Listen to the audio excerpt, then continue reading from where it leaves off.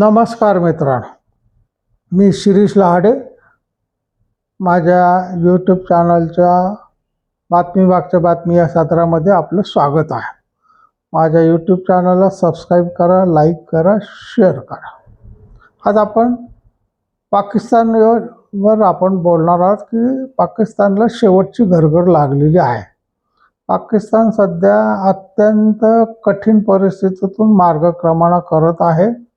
चहूबाजूनी संकटाची मालिका त्यांच्या बाबतीत चालू झालेली आहे.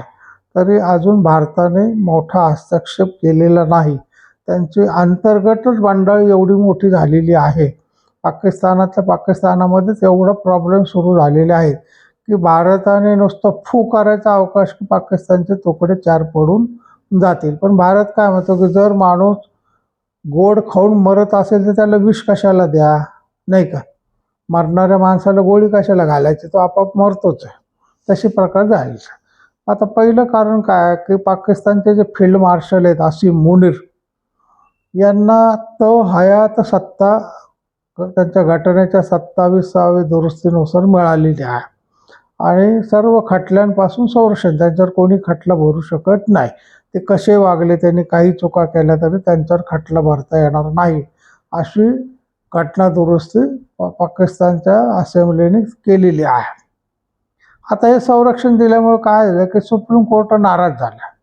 सुप्रीम कोर्टाचे अधिकार कमी केलेले आहेत. त्याच्यामुळे सुप्रीम कोर्टामधले जे न्यायाधीश आहेत ते राजीनामा देऊन राहिलेले आहेत. दुसरं जे विरोधी पक्ष आहे, पाकिस्तान तहरीक इन्साफ असं जे आहे, इम्रान खानची पार्टी, ती मुख्य विरोधी पक्ष आहेत. त्यांनी मोठ्या प्रमाणामध्ये आंदोलनं चालू केलेले आहेत. तिसरा प्रश्न जो आहे, जनता नाराज आहे. कारण इम्रान खानला अटक टाकलेली आहे, प्रचंड महागाई वाढलेली आहे, तिथं रोजच्या जीवनाचे आवश्यक पदार्थसुद्धा मिळत नाही आहेत आणि ते विकत घेण्यासाठी सरकारकडं पैसे नाहीत. त्याच्यामुळं न्यायाधीश, लष्कर आणि सगळ्यात महत्त्वाचं लष्करामध्ये 2 गट पडलेले आहेत. लष्करातल्या काही जणांना असीम मुनीरला असं मोठेपण दिलेलं अजिबात खपलेलं नाही. त्याच्यामुळं ते सुद्धा बंड करण्याच्या विचारामध्ये आहेत.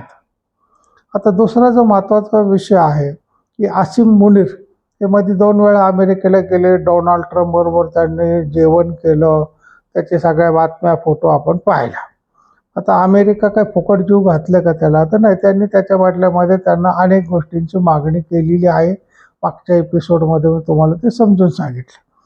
म्हणजे काय झालं की अमेरिकेची चाटुगिरी त्यांनी चालू केली. आता अमेरिका हा पाकिस्तानच्या गोटामध्ये पाकिस्तान अमेरिकेच्या गोटामध्ये गेल्यामुळं चीन नाराज झालेला आहे. कारण पाकिस्तान आत्तापर्यंत काय होतं, चीनचा चाटुगिरी करत होत.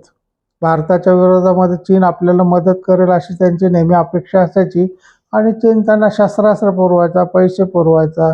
त्याच्यानंतर चायना पाकिस्तान इकॉनॉमिक कॉरिडॉर म्हणून जे आहे CPEC, त्याच्यासाठी त्यांनी जवळजवळ कितीतरी अब्ज डॉलर खर्च केलेले आहे. ते सगळे वाया गेलेले आहेत.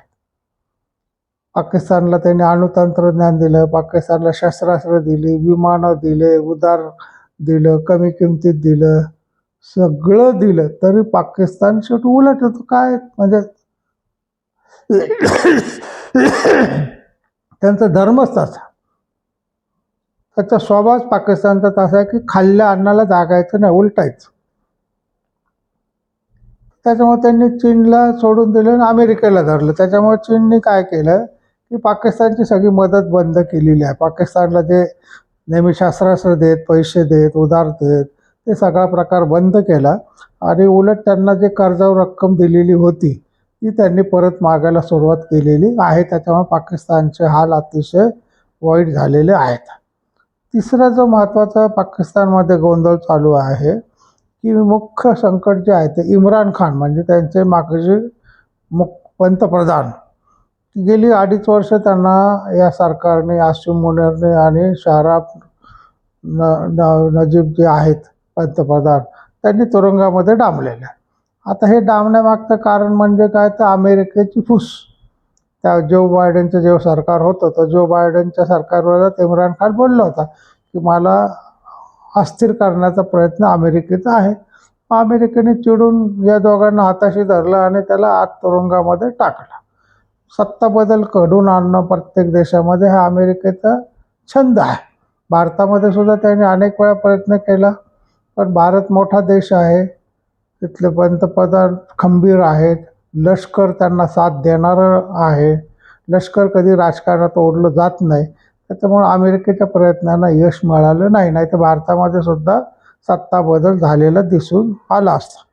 आता एक इम्रान खानला तुरुंगात डांबल्यामुळं काय झालं आहे की आता एक 8 दिवसापूर्वी बातमी आली की इम्रान खानला तुरुंगामध्ये 20 जून मारलं गेलं. त्याच्यामुळे तिथली जनता सगळी रस्त्यावर उतरलेली आहे. पाकिस्तानचा इम्रान खानचा जो पक्ष आहे PTI, तर तो सुद्धा आंदोलनं करतोय, सरकारी इमारतींना आग लावतोय, जाळपोळ करतोय.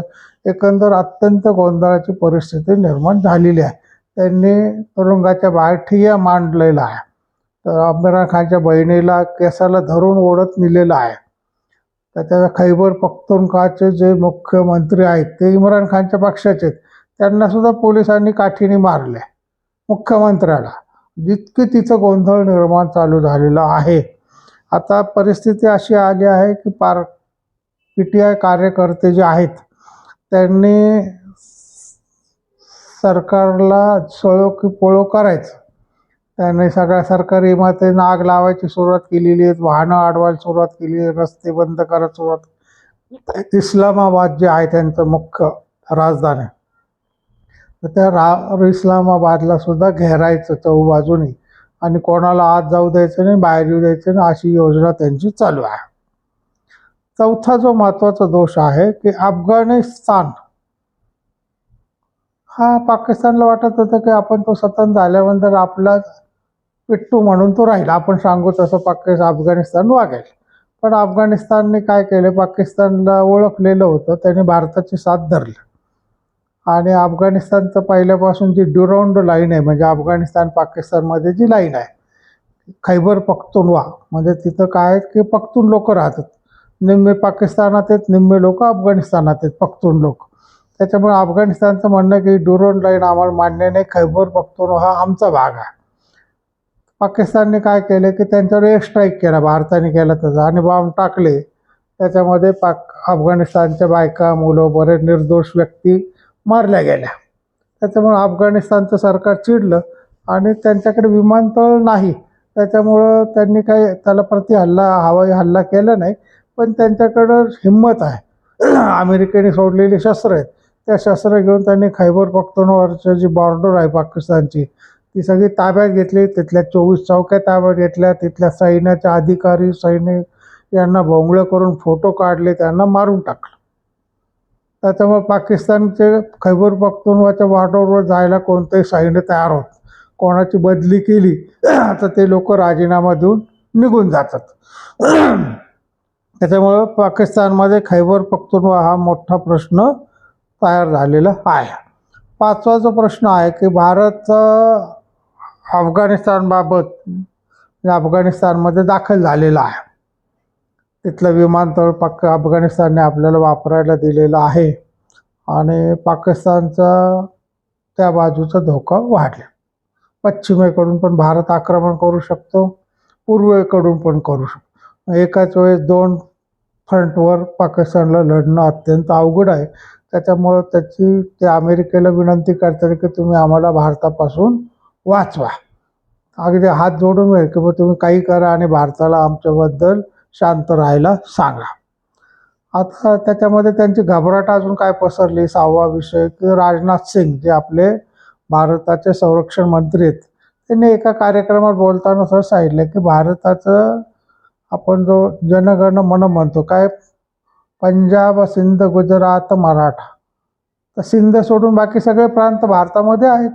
तो सिंध प्रांत पण एक दिवस भारतामध्ये विलीन होईल. ती कधी विलीन होईल हे काही सांगता येत नाही, पण भारतामध्ये तो सिंध प्रांत येईल. आता सिंध म्हणजे काय, तर भारताला लागून आहे राजस्थानला, आणि कराची हे त्याचं मुख्य सेंटर आहे.